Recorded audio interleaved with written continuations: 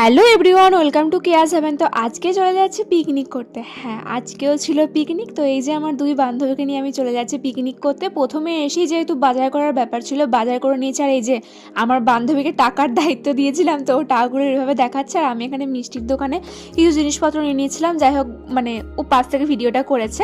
তো তারপর এখানে দেখো, এখানে চপ ভাজা নিয়ে নিলাম, গরম গরম চপ ভাজা। তারপর এখানে চলেও এসেছি। আর এখানে সমস্ত কিছু সব জায়গায় গুছিয়ে নিয়েছি। তারপর এখানে সকাল সকাল মানে এসি মুড়ি মাখিয়ে নিয়েছি। প্রচণ্ড জোর খিদে পেয়েছিল। এখানে বর্ষাকে দায়িত্ব দেওয়া হয়েছে মুড়ি মাখানোর। আর এই যে রসুন ছাড়াচ্ছে। আর এই যে সব মুড়িটা পুরো এই খেয়েছে, আমাদেরকে একটুও খেতে দেয় না।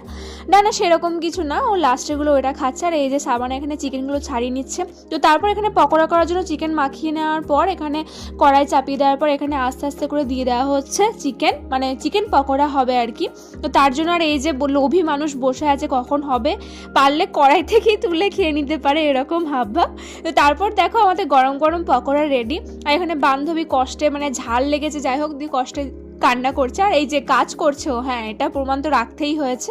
তো ও কাজ করেছে, সেটার জন্য এগুলো প্রমাণ রাখতে হয়েছে। তারপর এখানে ফ্রাইড রাইস তৈরি। ফ্রাইড রাইসের জন্য যা যা তুলে রাখা হয়েছিল সব কিছু এখানে পরপর দিয়ে দেওয়া হলো। আর কাজু কিশমিশ ঘি দিয়ে পুরোটা দিয়ে দেওয়া হলো। রান্না বান্নার পর আমরা চলে গিয়েছিলাম একটা খুব সুন্দর জায়গায়, সেখানে গিয়ে আমরা ছবি টবি তুলবো। তো আমরা সেখানে চলে গেছি। আর এই যে দেখো চারিদিকে সর্ষের ক্ষেত।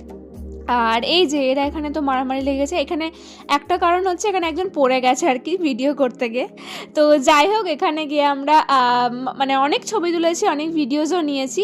আর এই যে আমার বান্ধবীকে দেওয়া হয়েছিল ফটো তোলার দায়িত্ব, বর্ষাকে, তো ওইখানে ফটো তুলছে এইভাবে। আর এই যে ও পোজ দিচ্ছে। আর আমাদের রান্না বান্না দেখো তৈরি। আমাদের মেনু হয়েছিল চিকেন কষা, ফ্রাইড রাইস, দই আর স্যালাড।